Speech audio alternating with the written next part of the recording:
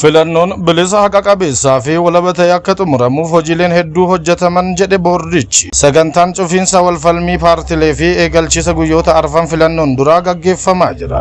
Walitti qabduun boordii filannoo biyyaalessaa Meelaat Warqa Haayiluu wayita kana haasawa taasisaniin filannoon waliigalaa torbaffaan bilisa haqa qabeessaa fi walabata akka xumuramuuf hojiileen hedduu hojjetamuu himanne. Paartileen siyaasaas uummataa fi ofii isaanii akka beeksisan bal'inaan hojjetamuu kaasaniiru. Qorannoo imaammataan deeggaramee fi dhimmoota paartileen irratti mari'achuu qaban adda baasuun dhaabbileen walabaa akka hirmaatan taasifamuu eeraniiru.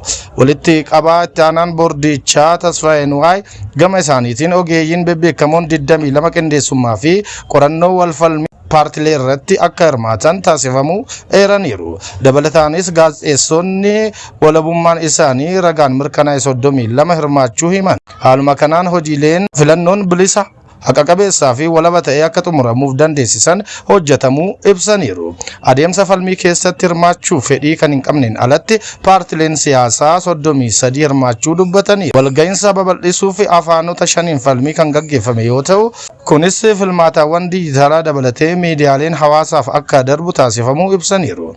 Hirmaachisummaa irratti karaa sirrii ta'een kan hojjetame yoo ta'u bu'aa qabeessummaa isaa madaaluuf namoota gaafataman keessaa 70% hubannoo filannoo argachuu fi falmichi sagalee kennuuf akka isaan kakaase ibsamuu kaasaniiru. Filannoon guyyoota 4 booda gaggeeffamu milkaa'aa akka ta'uuf hundi gahee isaa akka baatu waamicha dhiyeessaniiru. Adeemsi ajandaa walitti qabu bilisa hammataa fi dimokiraatawaa akka ta'u hojjetamaa jira jedhame. Adeemsi ajandaa walitti qabu maree biyyaalessaa bilisa hammataa fi dimokiraatawaa akka ta'u hojjetameera jedhan koomishinarri olaanaan koomishinii maree biyyaalessaa Profeesar Masfin Ariyaan. Koomishinarichi wixinee ajandaa maree biyyaalessaatti dhaabbilee fi waldaalee hawaasaa siviilii waliin mari'achaa jira. Yaa'ii maree biyyaalessaa bara kana gaggeeffamu irratti bakka buutonni 40 ni hirmaatu jedhan koomishinarichi yaada waltajjii irratti kaasaniidha. Adeemsi ajandaa walitti qabu maree biyyaalessaa aanaalee biyyattii 93 uwwisuu dubbatani.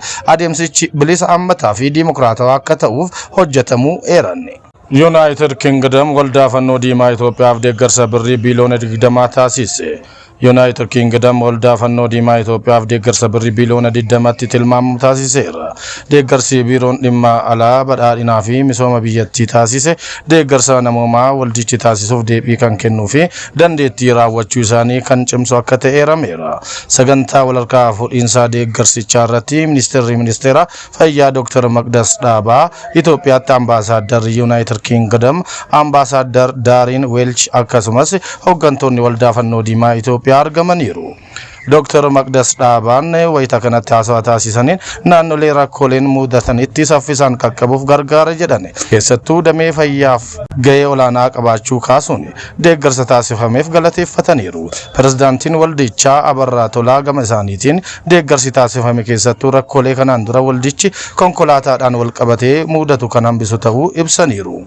Hoteelli Dookaa Abbaa Darbii Sadii magaalaa Shaashamanneetti ijaarame eebbifame. Hoteelli Dookaa Abbaa Darbii Sadii ta'e qarshii miliyoona 75 oliin magaalaa Shaashamanneetti ijaaramaa ture eebbifamee tajaajila kennuu eegaleera. Abbaan qabeenyaa hoteela Dookaa Boomasaay Kabbadaa Ijarsaa hoteelli kun namoota 65 carraa hojii kan uume ta'uu ibsuuni. Hoteelonni sadarkaa isaanii eeggatan hawwattummaa turizimii dabaluun guddina dinagdee biyyattii ariifachiisuuf shoorri isaan qaban olaanaa ta'uu dubbatan. Investimentiin hoteelotaa industirii turizimii guddisuun cinatti hojii dhabdummaa lammiilee furuufis faayidaa guddaa akka qabu dubbatan. Obbo Masaayitti dabaluun magaalaan Shaashamannee magaalaa jaalalaa fi ambaasaadara nageenyaa taate keessatti qabeenya isaanii dhangalaasanii guddina magaalaatiif hojiin investimentii hoteelaa irratti bobba'uun gahee isaanii bahuu dubbataniiru. Hoteelichi kutaalee ciisichaa sadarkaa isaanii eeggatanis kan of keessaa qabu ta'uu kaasaniiru. Oduu biyya alaatiin ministeerri Haaji Allaa Paakistaan gita isaanii Ameerikaa Maarko Roobiyoo waliin mari'achuuf Washington galan. Ministeerri Haaji Allaa Paakistaan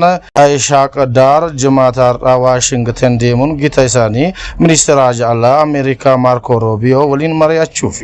Ministeerichi gara Washington kan deeman Islaamabaad Iraanii fi Ameerikaa gidduutti waraanni adeemu akka dhaabbatuuf nagaan akka bu'uuf yeroo tattaaffii gochaa jirtuttidha. Ministeerri Haaji Allaa Paakistaan ibsa kennaniin marii Roobiyoo waliin taasisaniin hariiroo gama lamaanii fi fedhii waloo naannoo filannoo fi idil addunyaa irratti ni mari'atu jedhamee eegama. Ameerikaaf Iraan mariin nagaa taasisan bu'aa waan hin buusneef Ameerikaan Iraan irratti torbee kana haleellaa qilleensaa raawwataa turteetti.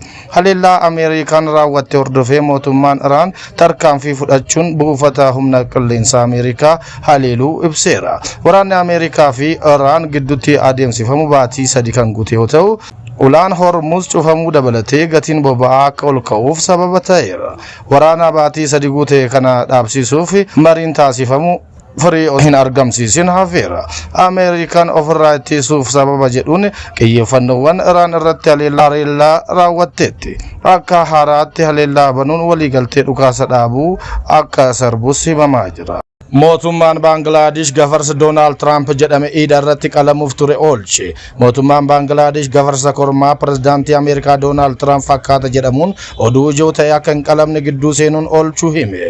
Gafarsi kormaa kun ayyaana iidaa irratti qalamuuf ture. Gafarsi rifeensi isaa keelloon Donald Trump fakkaata jedhame kun harka mootummaa Bangladesh kan gale yoo ta'u, kunuunsa isaatiifis mootummaan itti gaafatamummaa fudhachuun himameera. Mootummaan Bangladesh gafarsi kun akka qalmaaf hin dhiyaanne kan murteesse guyyaa ayyaana iidaa dursee yoo ta'u, ministeerri dhimma biyya keessaa Bangladesh Saladdin Ahmed dhimma kana addatti fudhate duukaa bu'aa jiraachuun himameera. Ministeerri dhimma biyya keessaa Bangladesh BBC Bengaalitti akka himetti gafarsi kana bituun Donald Trump jechuun moggaaseera. Kana malees mootummaan gafarsa kormaa kana akka horuufis irratti hojjechaa jiraachuun himameera. Gafarsi kormaa albiinoo qabu kun guyyaa Eid al-Adha dursee ture.